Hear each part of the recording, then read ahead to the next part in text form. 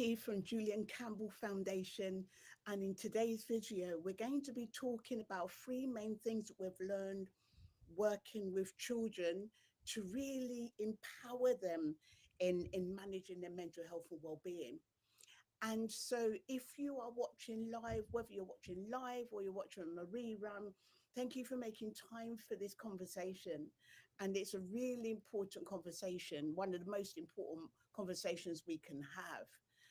And, you know, what I've seen is parenting is not what it used to be. About 50 or 60 years ago, depression or anxiety was usually something or a phenomenon that we saw in older people retiring, and because they were retiring, they started to have mental health difficulties. And with each decade, the ages have got younger and younger.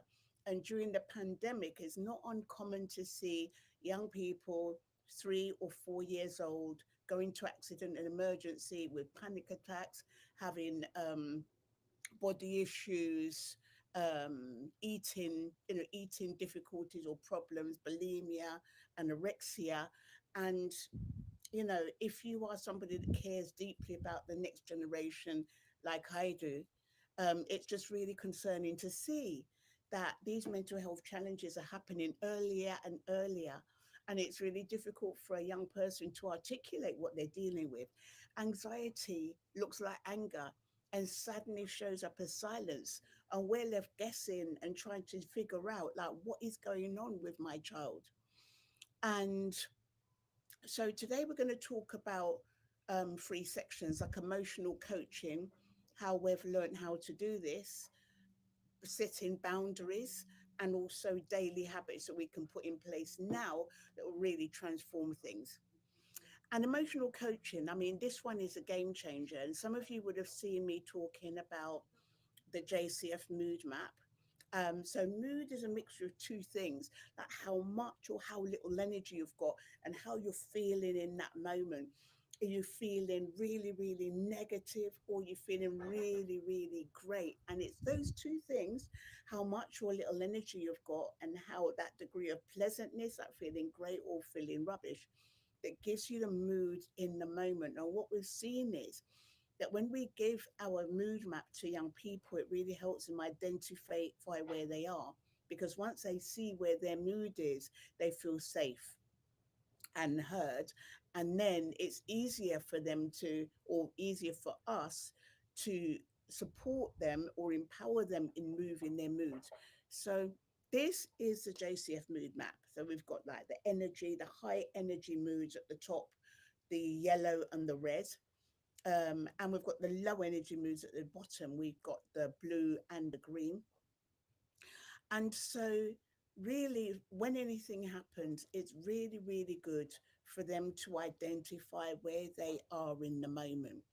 Like, are they high energy and feeling really rubbish? So, are they stressed or anxious? Are they in the red? If they can't articulate the mood, they can say, or you could say, like, where are you right now? If you don't have the mood map and you're used to using it, and they can identify if they're in the red or in the blue. And then once they've identified that, then you can start looking at specific moods. And, and this is really good here, because once they can see what anxiety looks like, and they've said to you that they're feeling anxious for some reason or they're feeling angry, then the next thing to do is to support them in managing that. Once they've got a name to it, then they can do something about it, because like a mood like anger needs an outlet. It doesn't need to be controlled. So once they've noticed and they've identified that they're high mood and they're feeling really negative, then you can give them something like an outlet. So what works best for your child? Is it something like painting or drawing? Is it some kind of exercise? I had somebody once, like one of our parents, their young person, they had this big massive trampoline, and this really helped kind of like eliminate the stress and kind of like bring them down. So, what kind of activity would that young person in your life prefer? to be able to change the mood state. And then once they've been doing this, it could be some kind of exercise, or it could be some kind of like drawing, or some kind of painting, or even speaking with you, then we could always go back and visit the mood map. And then they can say like where they point where they are. So it could be still in the reds maybe, but a lower energy, or it could be in the blue, or it could have even moved across. Let's go this way, moved across to the green. And this is good because then you'd have done the activity long enough for them to change their mood state. So the first thing to do would be for them to name the feeling. And let's say, for example, let's talk about you, because in that moment when they're naming the feeling, you might be feeling triggered or anxious or angry yourself. And so it's good really to pause and slow everything down. And it's really good to breathe and take a breath in. So take a breath in on three, hold for three, and then relax for three. Or take a deep breath in and then count for 10, and then breathe out. And and this way we're staying present, you're staying in their world, and you're managing yourself as well.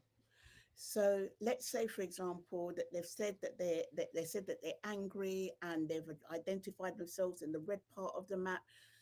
You've taken that deep breath and you're just breathing out slowly, and you've given them some activity to do, whether it's speaking with you, whether it's doing some painting or doing some exercise, and then check in their mood again to see whether there's been any shift or whether it's come down. And that all might take, it could take 20 minutes, it could take half an hour. And so let's talk about the next thing that you can do. And let's take away the mood map, the JCF mood map. And if that's something you're interested in, then please do indicate in the chat and we can send one to you. So it's really, really important to look at the boundaries. So when we're talking about boundaries, we want the young person in your life to feel safe, safe to be able to express themselves. So where they know where their limits are. And like rather than just say something like, let's say for example, they are angry. This is before you've done anything and they slam the door, and you say something, you could easily say something like, you slam that again and you're grounded. Or let's say, for example, they're up on social media at 1 o'clock or 2 o'clock in the morning. So some of our young people do this. Like you could just run in there and say, what are you doing? Stop that right now. And that would trigger a kind of response. So rather than saying that, which is not really going to work in the long run, it's best, for example, just to say, look, to explain if it's a door slamming, this is the way we express ourselves. Like, we express our anger in a specific way, and slamming doors isn't healthy. And sometimes it's, are you going to speak with them at that moment when they are angry, or are you going to wait for them to calm down a little bit first and then speak with them? Because this might be the best way. So if you've noticed that they're angry and they've identified themselves as red on the mood map, you give them an activity to do, and then it calms them down. And you've done your breathing exercises to make yourself feel good and calm and present. Then you speak with them once they're calm and say, look, this is not how we do things. So, for example, with the social media one, rather than running in at 1 or 2 o'clock in the morning, it's good to speak with them when they're more approachable and say, look, it's really important that you go to bed at this certain time and that you wake up at this certain time. And in the week, you've got how many, give them those boundaries, like how long can they have the social media. I'd say no more than 2 hours in the week time and 3 hours at the weekend, and really stick with that, because being firm and kind gives that kind of respect, and also as well gives that communication. And so now we want to talk about the daily habits. Like, what does it mean to build up the well-being? with a young person. And so, really, what we're seeing is that consistency is the key here.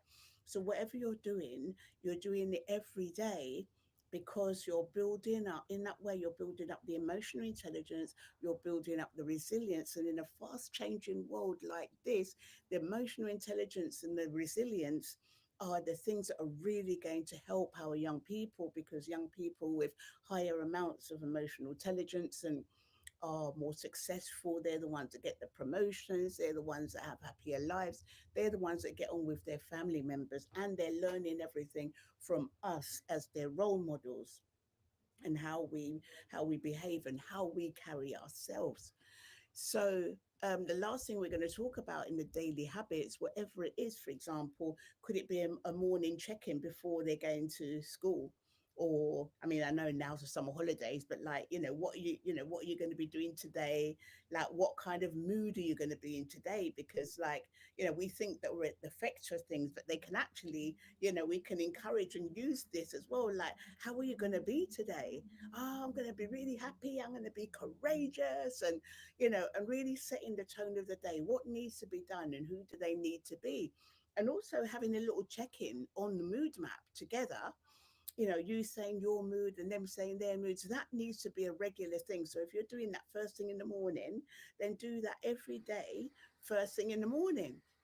Or maybe it could be after school or in the afternoon. There could be some time that you're spending with them. So it could be 10 or 15 minutes together where you're listening for what it is that they're saying and spending time, not even saying anything, but spending time being in their world, not even saying anything, and really getting what they're saying, getting their communication, and asking open questions so they can really express themselves more. Because if anything's happened, then at least they'll know that they can come and speak with you about it. They can come and ask you questions, and then they know that they can count on you.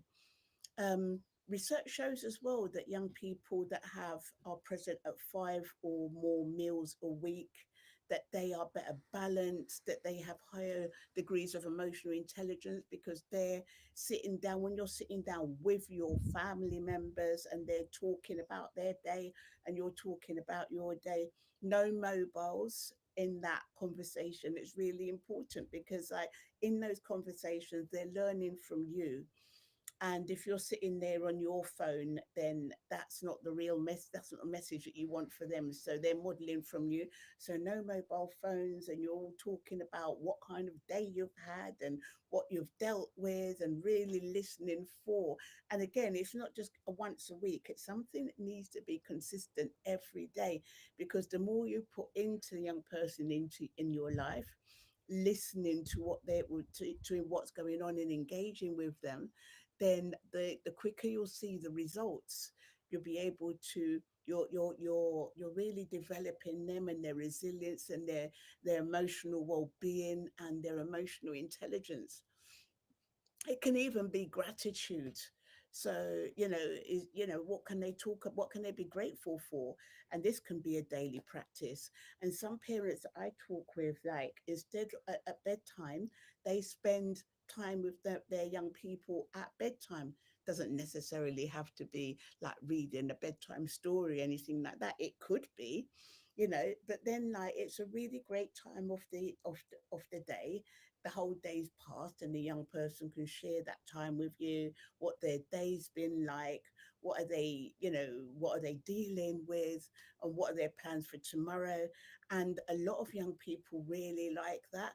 And plus as well, like, rather that than them being on social media and all of these things, which usually goes on from 10 o'clock through till sometimes 2 or 3 o'clock in the morning with some of the young people we're working with. So these kind of communications, being consistent with that, and them knowing that they can count on you at a specific time doing a specific thing every day, really does make the difference. So today we've talked about 3 ways or 3 things that you can put in place to really develop emotional intelligence. And because emotional intelligence a young person being aware of their mood, knowing how to manage their mood, working with the mood map and identifying their mood, and then doing certain activities to help them manage that, then that is a beginning of emotional intelligence. And the boundaries as well. So it needs to be clear boundaries of what needs to be done and what doesn't need to be done. And then thirdly, when you're showing up for the young person in your life, these daily habits, turning up every day for that young person really does make the difference. So thank you for watching this video. Please share it with who you can share it with.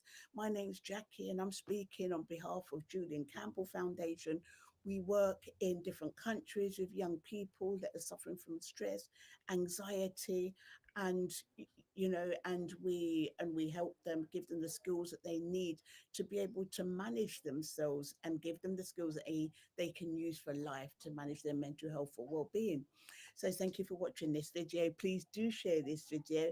And if there's anything that you want me to talk about in next week's video, please do message me and indicate that. And good evening. And we'll speak with you very, very soon.